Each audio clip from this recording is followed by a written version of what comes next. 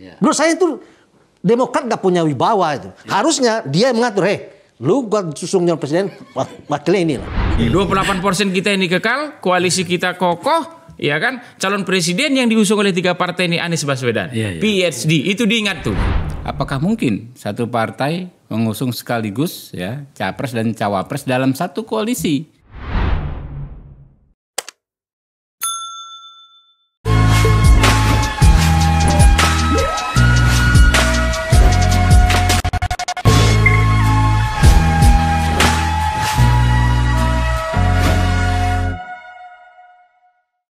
Saya politisi, bahkan hingga hari ini, meskipun saya tidak lagi di DPR, tapi dalam banyak peristiwa politik saya harus membaca ulang berbagai silabus, sejarah-sejarah, bagaimana proses-proses politik itu terjadi. Apa yang saya maksud, hari-hari ini ada banyak peristiwa yang saya sejujurnya tidak menemukan formula untuk memahaminya, bagaimana kelindahan gerakan para politisi itu kemudian terlalu lebar menurut saya. Mungkin saya yang agak tell me barangkali. Apa yang saya maksud adalah dalam kandidasi menuju 2024 ini banyak pergerakan-pergerakan, jadi capres lah, jadi cawapres lah, koalisi seperti inilah. Yang terakhir adalah kunjungan Ketua Umum Partai Nasdem Surya Paloh ke Ketua Umum Partai Gerindra Pak Prabowo Subianto. Penting kami bicarakan ini, penting saya bicarakan ini karena apa? Nasdem telah mencalonkan Anies Baswedan sebagai calon presiden. Pak Prabowo itu juga sudah kita ketahui meskipun belum deklarasi akan maju sebagai calon presiden. Nah, kunjungan Pak Surya Paloh ke Gerindra itu judulnya agak unik menurut saya. Setidaknya apa yang kita baca di ruang publik. Pak Prabowo mengeluarkan pernyataan begini. Saya bersama Pak Surya Paloh telah sepakat untuk memilih jalan masing-masing. Subjudulnya adalah tidak mengizinkan Sandiaga Uno untuk berpasangan dengan Anies Baswedan. Jadi kalau kita bisa simpulkan, Pak Surya Paloh datang ke Gerindra meminta seorang kadernya Pak Prabowo yang juga akan maju sebagai capres dan entah cawapresnya siapa, Sandiaga Uno untuk menjadi pasangannya Anies Baswedan. Aneh dan agak sulit saya pahami karena pasti kalau Pak Prabowo mengizinkan Sandi berarti kan dia akan memberikan salah seorang kadernya menjadi kompetitornya dalam capres nantinya pada posisi yang berbeda. Sandiaga Uno sebagai cawapresnya Anies Baswedan, Pak Prabowo sebagai capres entah dengan siapa nantinya. Dan masih banyak peristiwa sebelumnya. Kami sudah membicarakan beberapa kali di sini. Nah, untuk itu saya mengundang teman-teman saya untuk membahas itu. Sebagai pembuka, belum langsung dengan ketua umumnya, saya sudah meminta izin kepada Bang Surya untuk mengundang nanti. Undangan kepada AHY juga sudah berkali-kali saya undang. Mungkin setelah ini datang. Untuk sementara para pengurus terasnya dulu datang ke sini. Yang pertama, dari Gerindra, Habibur Rahman, Wakil Ketua MKD, sekaligus anggota Komisi 3, komisi saya dulu bersama dengan beliau. Bro. Ya. Selamat malam, Assalamualaikum, brother semua, Bang Rio, Bro, Jansen. Iya. Saya belum perkenalkan Jansen gitu. Ketua atau sekjen? Wasekjen. Wasekjen. Yang intonasinya itu disukai oleh banyak orang. Lintas kebudayaan Batak. Narasinya menarik. Ini udah tahu kita diombak. Kita dengarnya nih kalau aku balik ngomong nih. Jansen Sitindaun. Iya, Bro, thank you ya. Terima kasih Bang, udah diundang. Tapi aku mau protes sama kamu loh itu. Susah banget aku undang kau gitu. Ini sudah datang. Sibuk dia. Sibuk sekali Lagi gitu sibuk ya. dari Ini kan negara institut. Kalau sudah bahas negara, kita datang. Ya, ini dia. Yang ketiga, tandem saya sama-sama pendiri Nasdem. Mantan ketua umum yang turun pangkat menjadi sekjen. Patris Rio Capella. Bro. Ya, selamat sore. Ini yang kedua ya? Yang kedua ya. Oke. Saya sudah membuka tadi, saya tidak perlu ulangi lagi. Saya mau tanya dulu kepada Bro. Sebenarnya benar nggak sih Pak Surya meminta kepada Pak Prabowo agar Sandiaga Uno dipasangkan dengan Anies? Sebab itu yang kita baca loh. Ya, saya terus terang tidak hadir di pertemuan tersebut. Cuma kita di briefing soal apa yang terjadi ya pertemuan tersebut. disampaikan bahwa itu ya sebetulnya resiprokal. Resiprokal. Ya, Membalas kunjungan. Balasan bulan Juni ya 2022 bos saya 08 Pak Prabowo mengunjungi Nasdem Tower waktu itu. Oke. Ya. Lalu dibalaslah kemarin ini, mungkin baru ketemu waktunya juga. Tapi secara umum yang dibahas itu hal-hal yang tidak spesifik ya. Yang dibahas ada soal-soal bagaimana komitmen menjaga pemilu ini 2024 dalam suasana yang nyaman ya, sejuk ya, rukun, mengedepankan persatuan dan kesatuan. Tadi dikatakan bahkan sudah dideklar juga sama beliau berdua ya. Ini soal pilihan politik mungkin kita berbeda ya, tapi ya itu kita bisa sepakat untuk tidak sepakat dalam hal tertentu dan kita bisa sepakat untuk hal yang lebih besar. Itu tadi menjaga situasi yang nyaman. Nah makanya kan sampai keluar statement ya kalau Pak Surya Paloh sudah mencapreskan Pak Anies ya nggak ada masalah kita berkontestasi ya dalam konteks kontestasi gagasan tentu saja ya. Jadi tidak terjadi gontok-gontokan, apalagi konflik yang antagonis sebelum seperti saat-saat di masa yang lalu. Kurang lebih begitu. Nggak menjawab pertanyaan saya, Bro. Iya, itu dia. Pertanyaan saya itu sederhana. Kan ini sudah sebenarnya saya tidak perlu bertanya, tapi boleh dong saya konfirmasi. Nah, kan meskipun you tidak ada di situ, tapi kan pasti pembicaraan internal Anda itu bahwa Pak Surya datang meminta Sandiaga Uno untuk dipasangkan dengan Anies Baswedan. Jadi, dan kemudian Pak Prabowo tidak mengizinkan. Nah, itu pemberitaannya loh seperti itu. Ya kita nggak bisa konfirmasi ya, karena saya juga tidak dikasih tugas untuk mengkonfirmasi hal seperti itu. Cuma ada hal yang perlu disampaikan. Waktu itu juga wartawan nanya ke Pak Prabowo soal Pak Sandi. Di saat itu ya doorstop setelah acara, Pak Prabowo bilang Pak Sandi ya ikut pada putusan partai. Nah kalau putusan partai tentu kan bukan putusannya Pak Prabowo, putusan kita semua Partai Gerindra ya pada rapat koordinasi nasional ya itu semua tingkat kepemimpinan ya kepengurusan Partai Gerindra mulai dari DPP, DPD, DPC, ranting anak ranting itu bulat ya mendukung Pak Prabowo. Itu oke lah. Saya rasa itu sudah jelas itu ya. Nah, pertanyaan saya itu sederhana, Bro. Ya. Saya maju selangkah nih.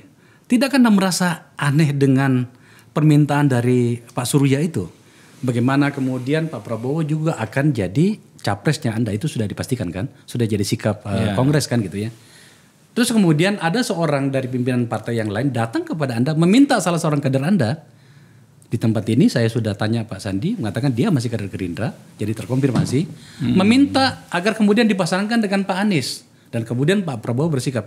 Anda tidak merasa aneh dengan permintaan itu? Ya aneh nggak aneh ya kita nggak bisa menjudgment ya. Tapi silahkan saja. Tapi sikap Pak Prabowo tentu pasti menjalankan amanah partai. Ya. Kalau sikap Pak Sandi misalnya mau bersedia mencapreskan ya tentu kembali ke beliau, itu hak konstitusional beliau gitu.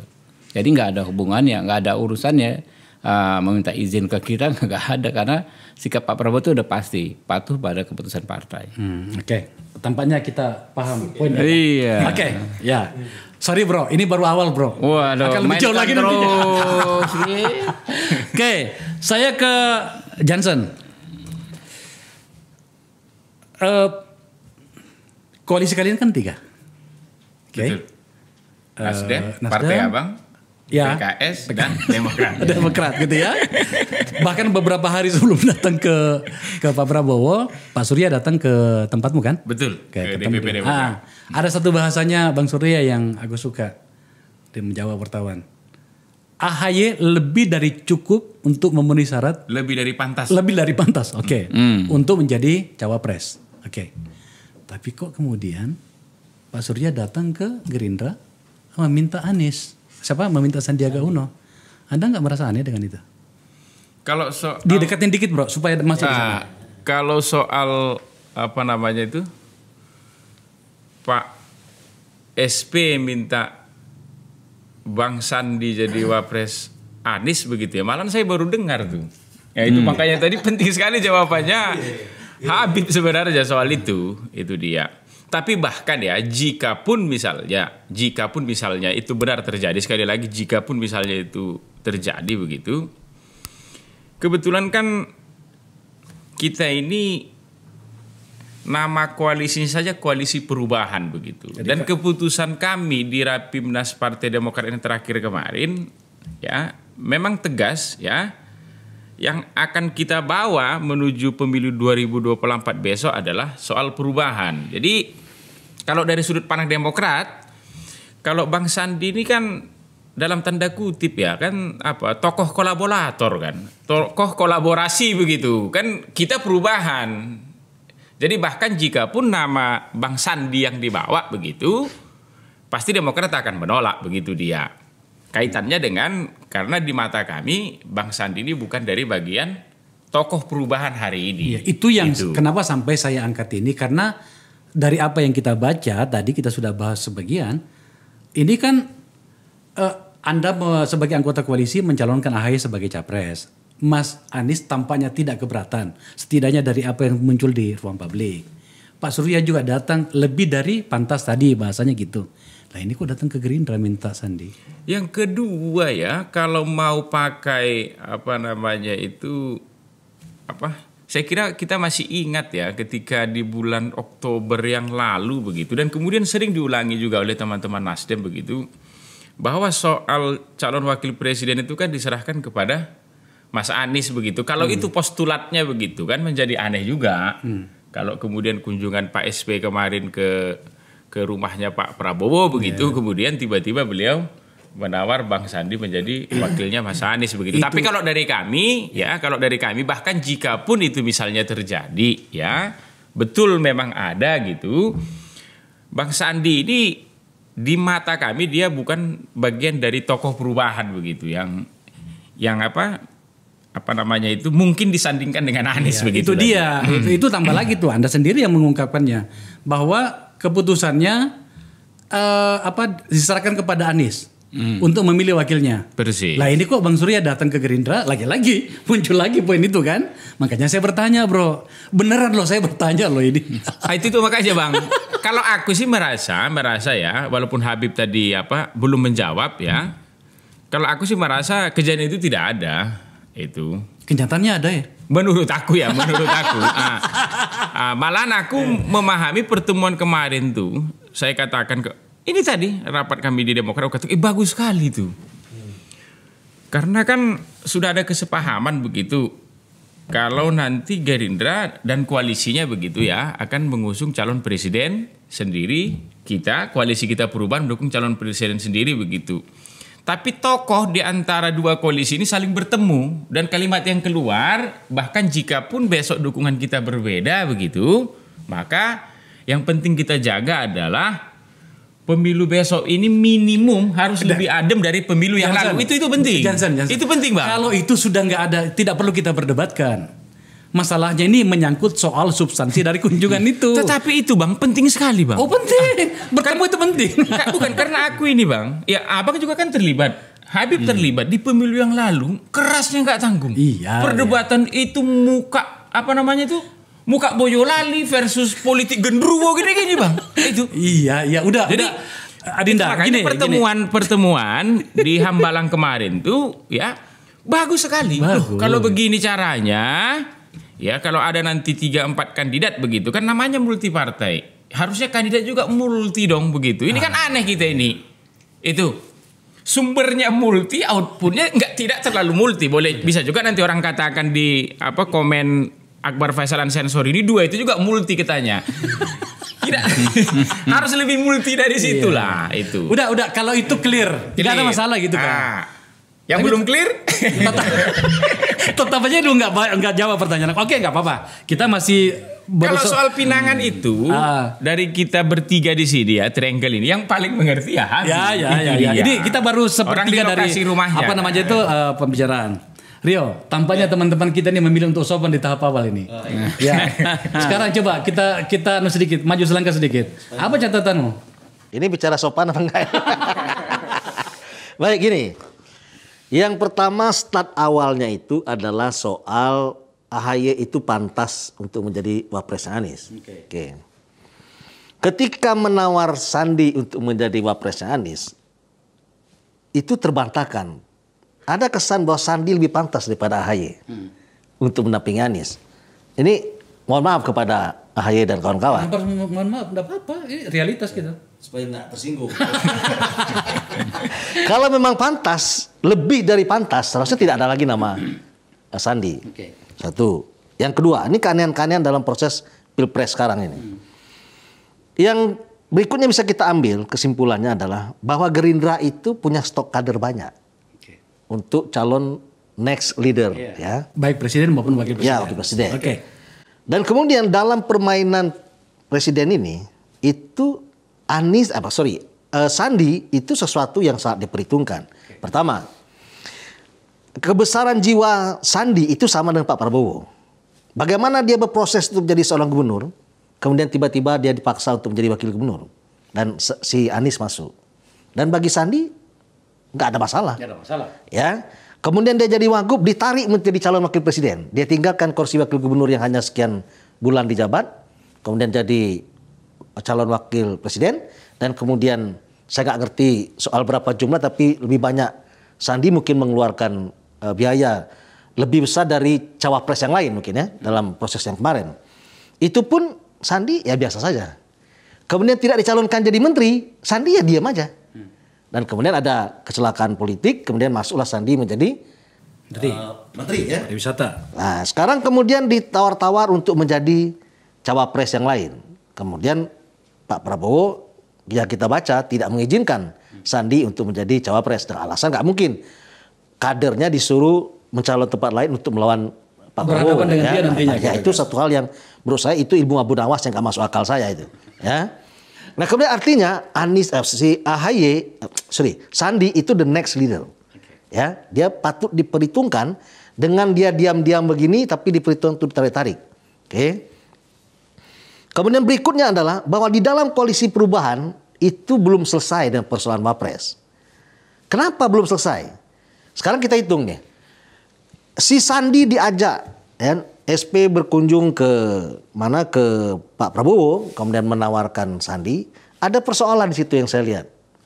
Dulu Sandi diajak menjadi Wapres itu karena mengambil anak muda, potensi dari sisi pengusaha yang dianggap cukup berhasil untuk seumur Sandi, kemudian dia diterima di kelompok Islam dan sebagainya. Nah, ketika Sandi dicoba ditawarkan, berarti cawapres calon yang ada di partai koalisi perubahan yang belum terjadi koalisinya, ya, itu berarti dianggap tidak selengkap Sandi punya, ya, baik dari sisi logistiknya, sisi penerimaannya di semua kalangan itu belum diterima. Artinya ada kesan, ini bukan kesan saya ini, kesan yang ditimbulkan tanpa sengaja itu menunjukkan bahwa AHY belum sepenuhnya diterima di koalisi perubahan untuk menjadi cawapres, sehingga berusaha untuk mencari alternatif.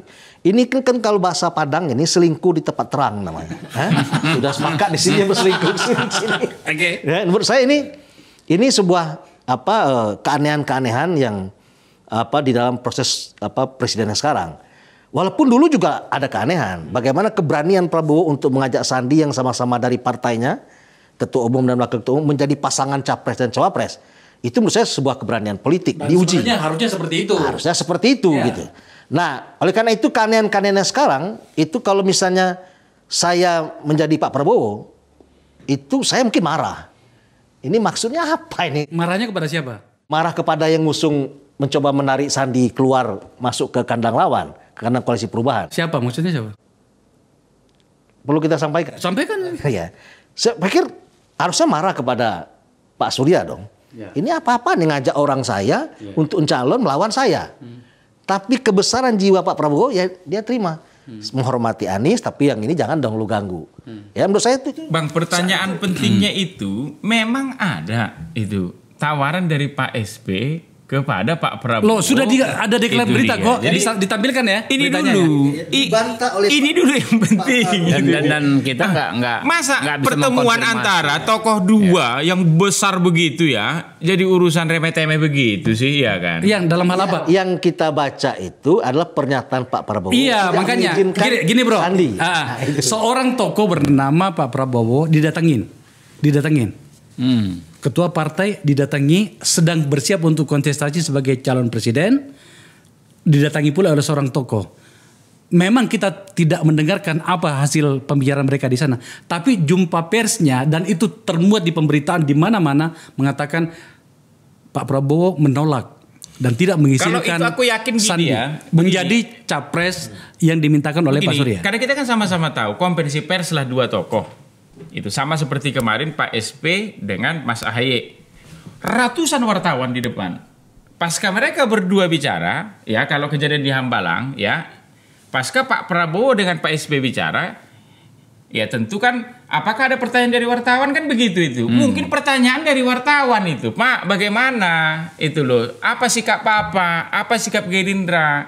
Kalau Lah, terus Pak masalahnya Sandiaga Uno ya jadi wakil presiden di koalisi yang lain, Oke. mungkin itu pertanyaannya. Wah, bisa.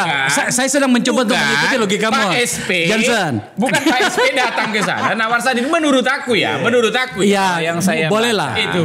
Kalau yang saya baca dan saya lihat ada potongan video, ditanyakanlah ke Pak Prabowo soal Pak Sandi, nggak spesifik apakah yang mengajukan Partai Nasdem, Pak Sandi bagaimana, apakah benar diizinkan untuk mencalonkan diri sebagai cawapres dari luar partai Gerindra. Nah, disampaikan oleh Pak Prabowo kan mengutip pernyataan Pak Sandi beberapa kali penegasan bahwa dia akan mengikuti keputusan partai. Nih. Kurang lebih begitu. Nih, ini ada loh ini. Ya itu judul tulisan bisa aja. Iya, tetapi kan gini bro, ada yang namanya agenda setting di dalam politik itu. Emang tiba-tiba ujuk-ujuk ada yang seperti ini.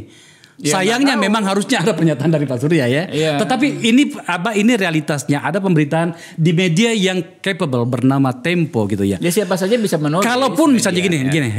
Jangan Anda terlalu menolak soal ini karena tiba-tiba kalau ternyata itu beneran itu menjadi tidak enak juga Anda nantinya kan. Kita mengkonfirmasi. Nah, maksud saya begini, kalaupun ternyata itu ternyata tidak benar seperti itu. Yes. Masuk pada poin kedua. Apa pula urusannya pimpinan partai yang memiliki koalisi sendiri, memiliki capres sendiri, datang pula ke koalisi orang lain atau capres yang lain. Meskipun tadi Johnson sudah mulai membatasi diri dan mengatakan perlu komunikasi antara para pihak agar pemilu menjadi bermartabat. Aku udah tahu tujuan ke sana gitu kan. Itu yang kita sampaikan juga, yang saya sampaikan juga ya, Bang Rio ya. Tapi emang apa yang salah ya kalau dua tokoh besar? Tidak ada yang salah sama sekali. Punya kesimpulan halal besar yang memang kita tunggu di grassroots. Tidak ada yang salah, tetapi begini loh. Acara ini, poin ini, topik ini saya angkat agar kemudian publik mendapatkan penjelasan yang cukup dari kita-kita yang menawarkan alternatif bagi mereka. Jangan kemudian kita hanya meminta mereka mendukung kita siapapun itu, tapi kemudian kita tidak memberikan logika yang pas untuk itu. Ini adalah untuk mengidentifikasi itu, bro. Saya yakin Anda sepakat dengan saya soal ini. Nah, saya maju selangkah ini. Ini sebenarnya udah langsung dipotong duluan tadi. Sekarang saya tanya ke Johnson. Kalau ternyata benar bahwa tawaran itu ada dan kemudian tadi Pak Prabowo mengatakan tidak, gitu. Apakah ini bisa menjadi salah satu faktor koalisi ini bisa berantakan dan atau barangkali Pak AHY atau Demokrat menarik diri? Sebab sampai sekarang yang namanya deklarasi dan atau koalisi secara resmi itu tidak ada. Masing-masing pihak menyatakan tapi tidak dalam format yang kita kenal. Kita juga orang partai, bro. Ini terkait Bang Sandi tadi. Iya. Kalau Bang Sandi ya dari sudut pandang Partai Demokrat ya, dia tidak masuk kualifikasi tokoh perubahan, itu dia.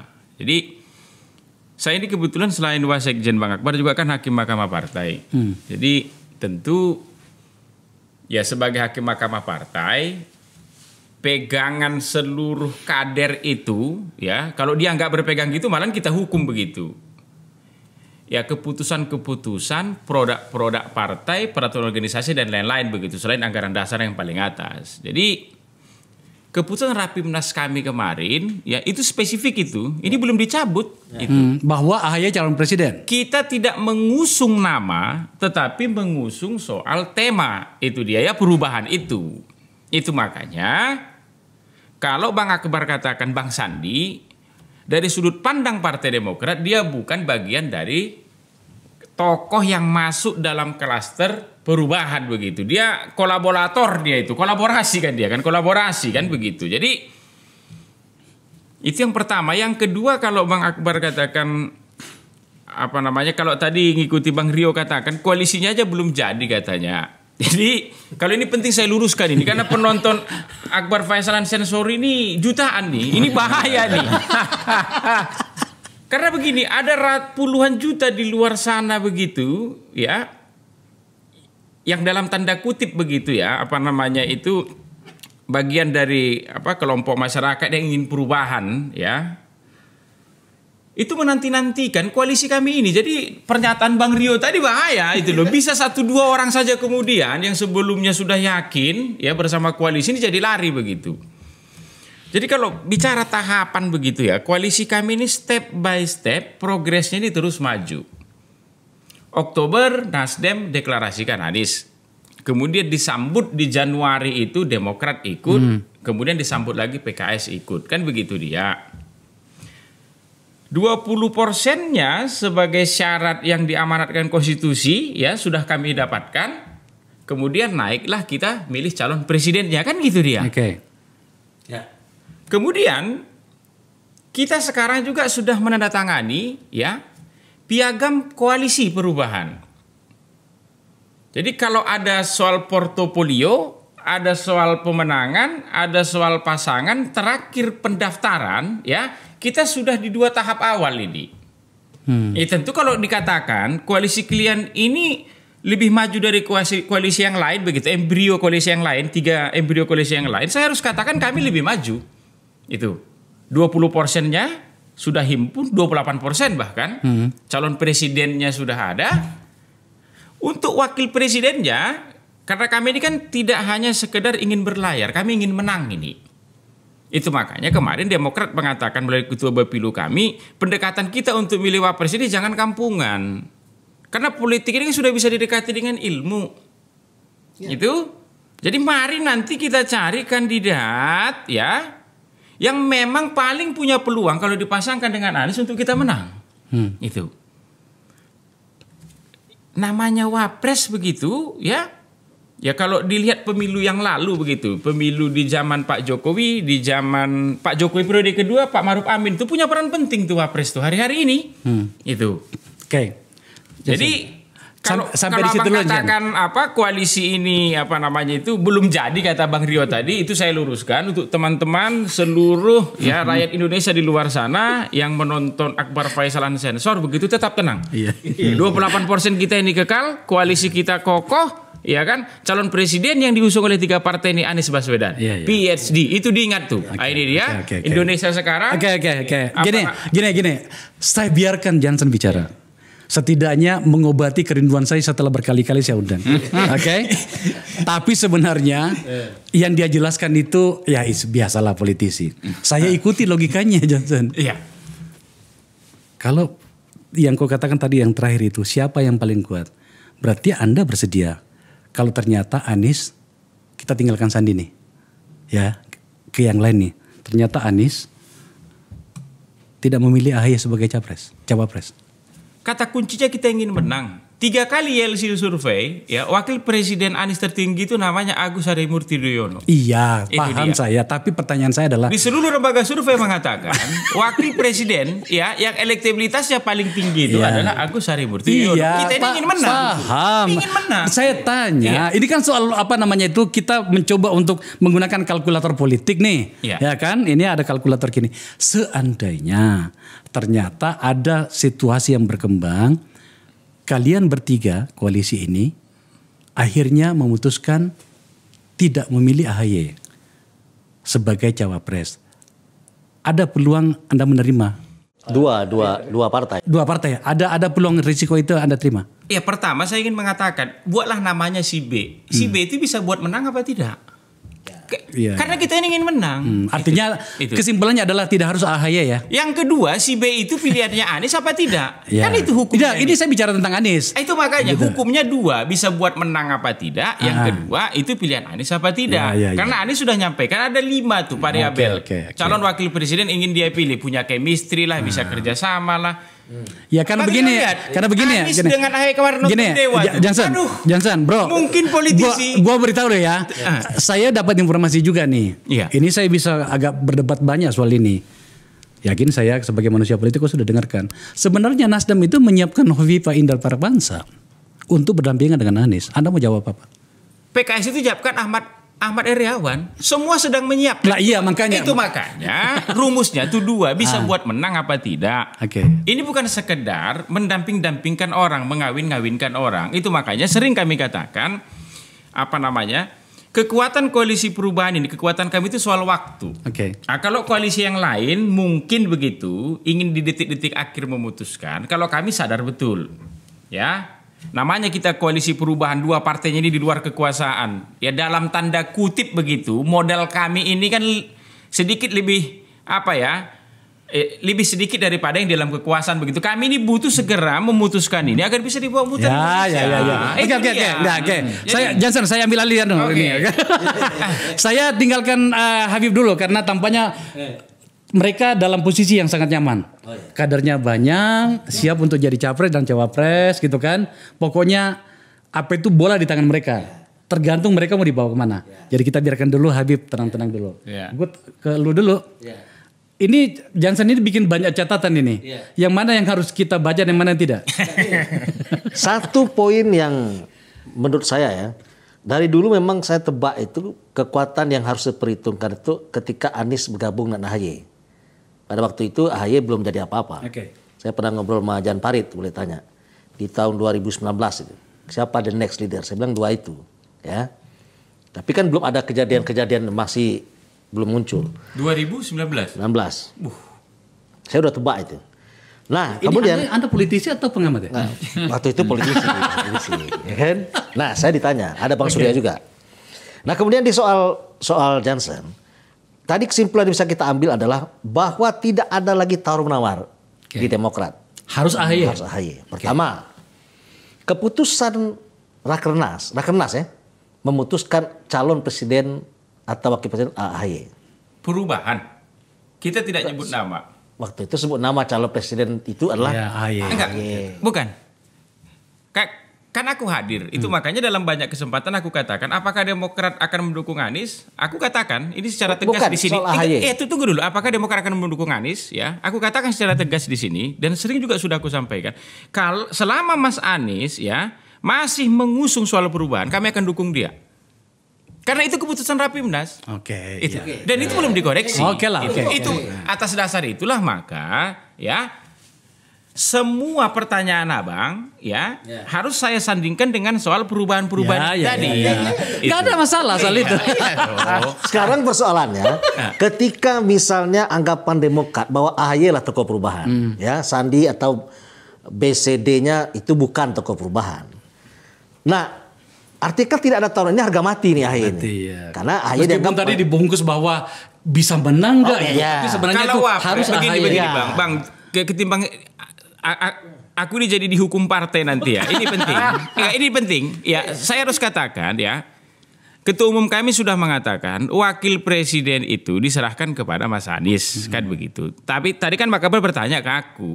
Kalau jawabanku selaku kader itu loh sesuai dengan keputusan Rapimnas, ya tentu saya boleh menafsirkan dong, Plus pertemuan terakhir Pak Surya dengan Mas AHY kemarin di DPP, kan Pak Surya mengatakan kami ini tidak sekedar ya ingin maju saja, ingin berlayar saja, tapi ingin menang. Nah, menurut saya 2 itu, itu dia. Makanya itu. Jadi kalau kita yakini bahwa AHY pasangan Anies itu bisa menang, harusnya diumumkan dari sekarang. Iya kan? Ini kan masih ada kesan di 2 partai yang lain bahwa AHY dan Anies itu dia problemnya. Itu masalahnya. Bang, kalau itu soal strategi lah. Oke lah. Oke, lanjut. Masa semua kita buka, Bang? Oke. Misterinya nanti jadi nggak ada, efek wow-nya nggak ada. Ini kayaknya ini Johnson harus minum ini. Oke, terus. Jadi ada kesan bahwa AHY itu belum diyakini betul menjadi pasangan yang bisa menang. Bukan di pada Demokrat, tapi pada dua koalisi yang lain. Nah kemudian ada kesan bahwa itu diserahkan kepada Anies. Harusnya kan kesepakatan itu, siapa wapres itu selesai di partainya, bukan pada Anies.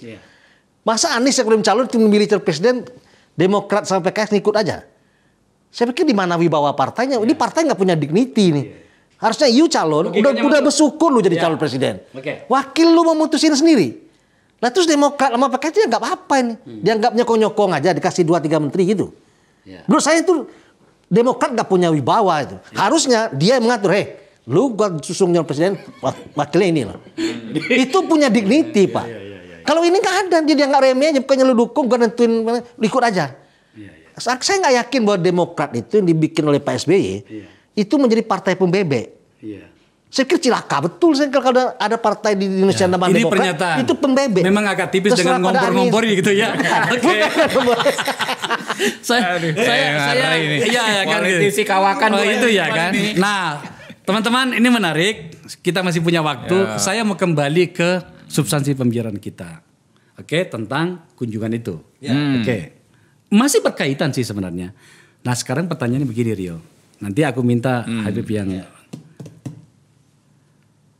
apa yang membuat begitu banyak pihak dalam hal ini Nasdem dan Bang Surya itu harus mengambil risiko datang ke Pak Prabowo untuk meminta seorang kader Gerindra untuk menjadi capres. Selain soal tadi bahwa dia anak muda, dia diterima oleh kelompok Islam, dia orangnya apa itu nerimo ketika ada politik. Meskipun tadi Jansen mengatakan Sandi bukan wakil dari perubahan kira-kira gitu kan.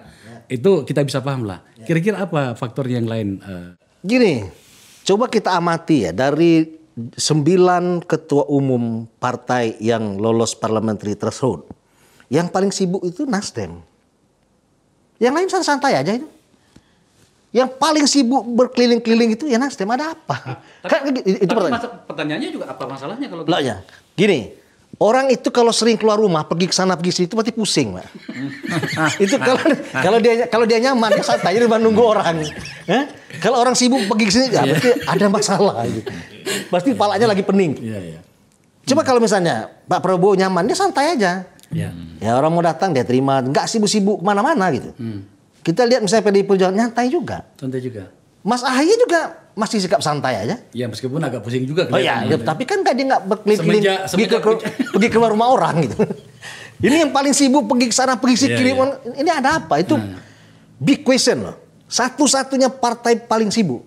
Kemudian nothing juga, nggak dapat apa-apa juga gitu. Sudah jelas misalnya Prabowo dicalonkan sebagai ketua umum sebagai calon presiden, ya. Itu udah fix itu. Ngapain lagi ke situ? Pasti nggak dapat apa-apa juga. Kalau cuma pengen makan nasi goreng, ngopi-ngopi, saya pikir waktunya nggak pas gitu. Karena apa? Di politik ini kan ada panggung depan, ada panggung belakang. Panggung depannya bisa aja, kami makan nasi goreng, kami minum ngopi. Masa sederhana itu? Cuma pengen makan doang. Ternyata di belakang? Pasti ada di belakangnya dong. Itu salah satunya adalah tawar menawar.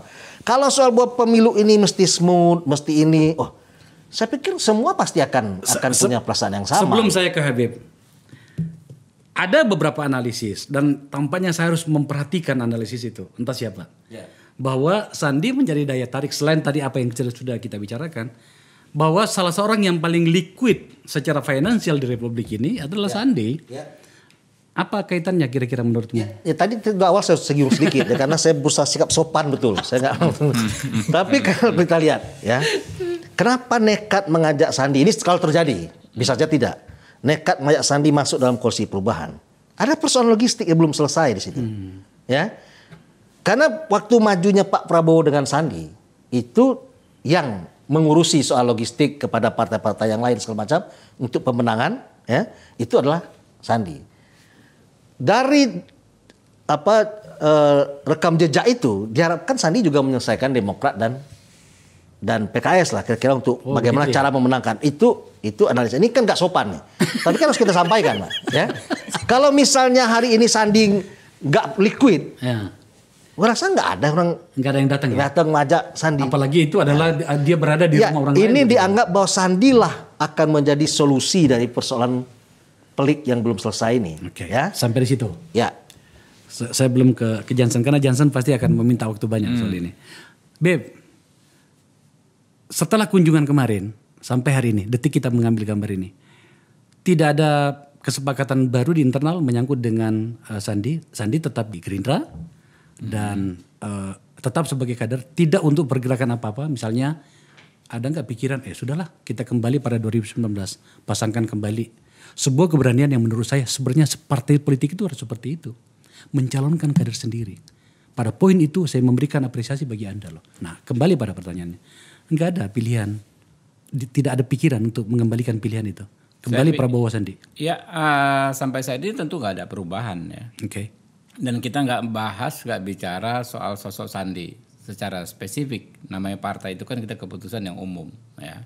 Kita banyak kader dan lain sebagainya sudah diputuskan ya Pak Prabowo sebagai capresnya Partai Gerindra dan kita tidak bicara opsi cawapres. Tapi dari segi logika politik ya, nalar politik yang wajar ya di situasi saat ini, apakah mungkin satu partai mengusung sekaligus ya capres dan cawapres dalam satu koalisi? Mungkin Anda pernah melakukannya dan ternyata hasilnya enggak jelek-jelek amat gitu. Ya, saya pikir apakah jelek mungkin, makanya di situasi seperti saat ini ya kita nggak bicara konteks 2019. 2019 sebetulnya kalau mau jujur kita cari capres saja yang mau melawan incumbent itu nggak gampang. Tak, maksud saya begini bro. Ya jadi cari cawapres juga nggak gampang. Ya, maksud saya begini. Ya, ada kendaraan tapi yang mau menaikinya nggak gampang juga di zaman itu. Oke, gini. Maksudnya begini, Beb. Pembicaraan ini selain tentang memberikan informasi kepada publik tentang informasi yang berpendar di antara kita sebagai para politisi, saya berharap itu ada beberapa poin di dalam pembicaraan kita membawa masyarakat kita ke masa depan. Bagaimana logika politik itu dibangun dengan benar. Apa itu? Yang mau maju untuk kontestasi jabatan sepenting presiden itu harusnya kader sendiri. Di Amerika kan begitu. Ya itulah dia. Makanya saya tanya tadi apakah ada pilihan itu? Karena Anda sudah pernah melakukannya dan itu menurut saya dapat memberikan apresiasi. Oke, Anda sudah menjawabnya. Tentu saja Anda harus menjawab seperti ini di sini, Bro. Iya. Ya, supaya memang itu faktanya. Supaya tidak mendapatkan teguran di partai nantinya. Enggak, saya pikir gini ya. Ini kan kita bicara politik modern ya. Ya. Politik modern ini di mana tempat mencari atau rekrutmen tokoh-tokoh bangsa ini? Di partai dong. Partai gitu ya. Orang bicara Gerindra, orang bicara Prabowo. Nggak bisa lepas itu, ya. Pak Prabowo bisa mengerek elektabilitasnya pada saat seperti ini jadi nomor 2 terus. AHY itu tokoh partainya, tokoh sentral. Jadi kalau orang pilih Demokrat itu yang diingat AHY. Ya, itulah sebuah partai yang benar, Pak, ya. Nah, agak aneh kalau misalnya sebuah partai itu sibuk mencari orang yang bukan kadernya. Itu dia yang saya maksud. Logika seperti itu harus kita benarkan. Berarti kan partai ini yang diharapkan oleh konstitusi, oleh bangsa ini, situlah kader ditempa menjadi kawah candra di mukanya. Tokoh-tokoh bangsa itu menjadi orang gitu. Siapa tahu Pak Habib Jansen Sosana akan jadi orang. Karena partainya berjalan benar. Ya. Tapi kalau misalnya saya bikin partai, kemudian sibuk mencari orang, jadi partai ini seperti IO aja, ya bikin panitia. Hal itu kan nggak terbukti dengan Gerindra. Selama usia politik Pak Prabowo masih on, saya pikir kita nggak bicara opsi. Kalau saya bro sebagai host saya gini loh. Dalam hal yang kita bahas sekarang ini, Gerindra itu sudah memberikan contoh yang bagus. Saya harus memuji loh. Soal bagaimana mekanisme Anda di dalam itu, saya tidak mau tahu gitu kan. Tapi Anda sudah memberikan contoh. Capres dan cawapresnya itu dari internal partai. Top itu. Oke, nah sekarang kita maju beberapa langkah ke depan. Kita mau bertanya juga kepada Demokrat soal itu. Oke, sekarang Jansen ini, jangan sekali-sekali Jansen mikir bahwa kami serahkan kepada Anies. Wah, menurut saya itu masuk barang itu. Tutup aja Demokrat itu. Pas terus. Coba Jansen gimana coba? Ada kemungkinan nggak misalnya itu tadi AHY tetap jadi capres, tetapi kemudian ketika Pak Anies misalnya tidak memilih AHY gitu ya, maka kemudian ya sudah kita selesai sampai di sini. Kalau harapan kami seluruh kader ya, tentu Ya kami berharap ketua umum kami Mas Ahaye ini jadi wakil presiden. Makanya Anies, saya itu tanya dia. bro, kalau ternyata Itu dia, tidak, kan. Kemudian kalau bukan Mas Ahaye begitu, kandidat pengganti Mas Ahaye itu bisa buat koalisi ini menang apa tidak? Kan itu juga. Itu makanya saya katakan di awal tadi, kita jangan kampungan ngelihat ini dalam tanda kutip. Mari kita pakai ya ilmu yang hari ini sudah ada. Walaupun ilmu itu ada juga errornya. Tapi minimal ini jadi alat bantu lah, survei lain semua segala macam kan. Itu yang sekarang sedang kita kerjakan di dalam. Itu. Nah, misalnya gini, Demokrat menganggap bahwa AHY adalah sebuah penentu kemenangan Anies. Kalau per malam ini abang tanya berdasarkan seluruh survei, AHY. Ketika misalnya dua koalisi yang lain tidak menghendaki AHY, apa yang akan diambil putusan oleh Demokrat? Kan itu yang menjadi pertanyaan karena publik. kami sekarang ini akrab sekali, Nasdem, PKS, Demokrat akrab sekali ya, pasti ya kita akan bahas nih. Karena dua teman kami yang lain juga kan ingin menang. Ya. Memang urut klien siapa? Ya, itu. betul. Coba kita sandingkan. Diadu cawapres ini. Dengan yang ini. Ya. Kan begitu dia. Udahlah kita sewa lembaga survei kan gampang tuh. Buat respondennya itu agak lebar. 2.500. Kalau perlu 3.000 begitu. Ya. Sampelnya Semakin jadi kecil lebar. makin error. Marginnya semakin kecil kan begitu. dan ternyata Kemudian keluar nama begitulah dia. Ternyata Mas Ahaye. Kalau yang lain nggak mau terima juga AHY gimana?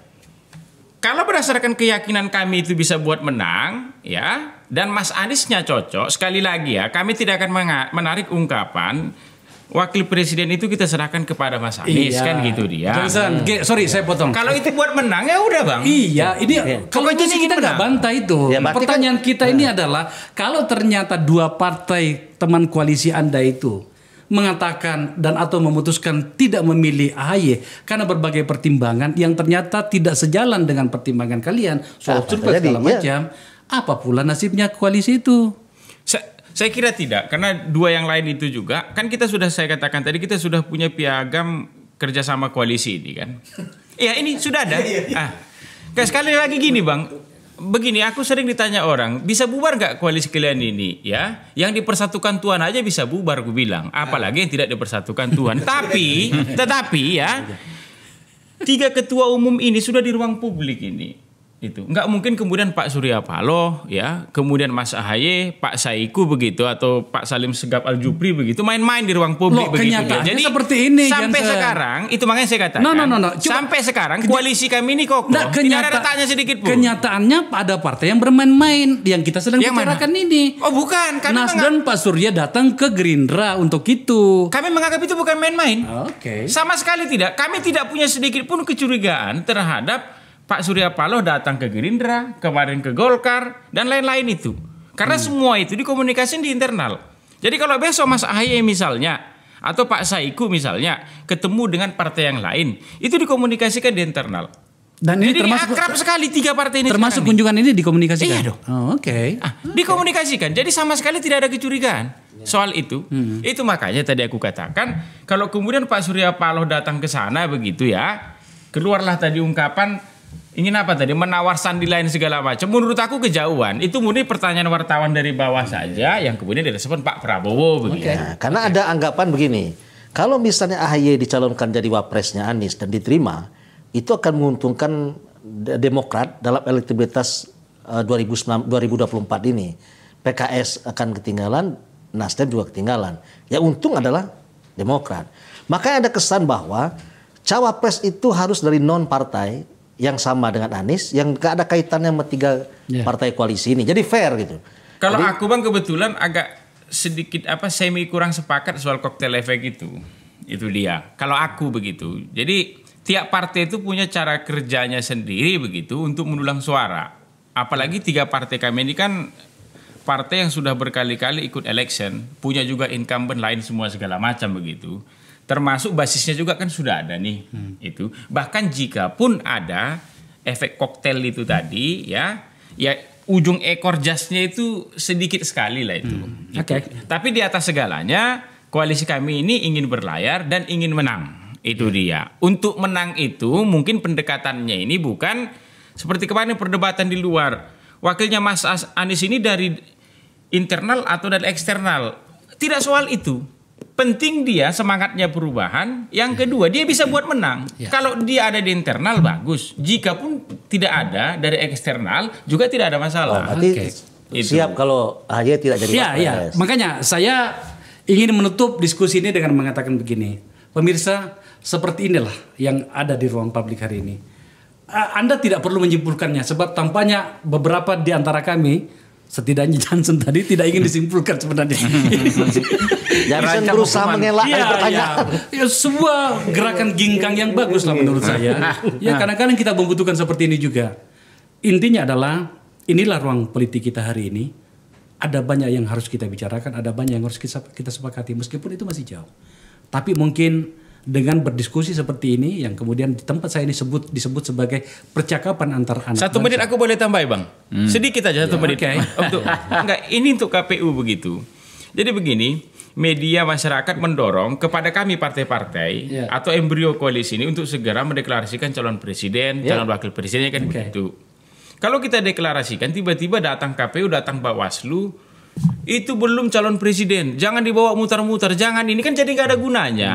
Jadi whole ruang soal regulasi itu penting juga itu mungkin ya diatur ulang, kalau tidak direlaksasi begitu. Akhirnya menjadi nggak ada guna. Cepat-cepatan mendeklarasikan calon presiden dan wakil presiden. Tapi kemudian yang ada kena hukuman itu dia. Yang KPU tegur kemarin itu ketika Nasdem membawa Anies kemana-mana di masjid itu. Ya nggak, cuma tunggal. Kan belum ada pernyataan Demokrat dan PKS. Jadi bagaimana ngomong calon, wong partai cuma satu. Jadi kalau koalisi bersama nih capres dan cawapresnya sah sebagai calon, tinggal didaftarkan. Memang bisa pendaftarannya itu yang September Oktober. Kalau koalisi kami ini sudah himpun, KPU tolong besok buka ya. Kami mau daftar duluan, kan nggak bisa juga. Ini ada hole. Mana tahu dari podcastnya mantan Komisi 3 ini ya, hole ini tadi ya itu bisa kita bereskan. Jangan-jangan kami ini yang salah, terlalu cepat mendeklarasikan calon presiden. Mereka ini yang benar kalau pakai aturan. Enggak, kalau terlalu cepat mencalonkan presiden, enggak, terlalu lambat mencalonkan wapresnya. Bukan soal aturan ini, Bang. Oh iya. Untung Habib nggak ngomong, ngapain kau cepat-cepat? Orang kau cepat-cepat akan kena semprit katanya. Lebih benar kami ini. Teman-teman sekalian. Teman-teman sekalian, saya harus membuat penutupan lagi. Beginilah itu wajah politik kita ya, dari para aktor-aktornya. Selalu menarik. Soal apakah kemudian ada kesimpulan yang kita bisa dapatkan dari sini, sejujurnya saya meragukan itu. Saya sebagai host ini, saya biarkan mereka bicara banyak, terutama Johnson gitu. Simpulkan masing-masing. Simpulkan masing-masing. Tetapi sebenarnya kita bisa lihat bahwa betapa kegamangan di berbagai pihak itu terjadi hari ini. Oke, kita lihat bagaimana kegamangan itu berjalan. Semakin mendekati masa pendaftaran pada September gitu ya. Dan apa yang disampaikan Tio tadi itu sebenarnya adalah kisi-kisi di mana kemudian itu bisa membawa kita untuk memotret ya bahwa oh ternyata pasal-pasalnya yang belum terpasang itu ini. Soal pembiayaan lah, soal keterterimaan pada koalisi dan segala macam. Belum ada kesimpulan. Belum saatnya, setidaknya bagi Johnson. Biarkan dulu. Terima kasih telah menyaksikan acara ini.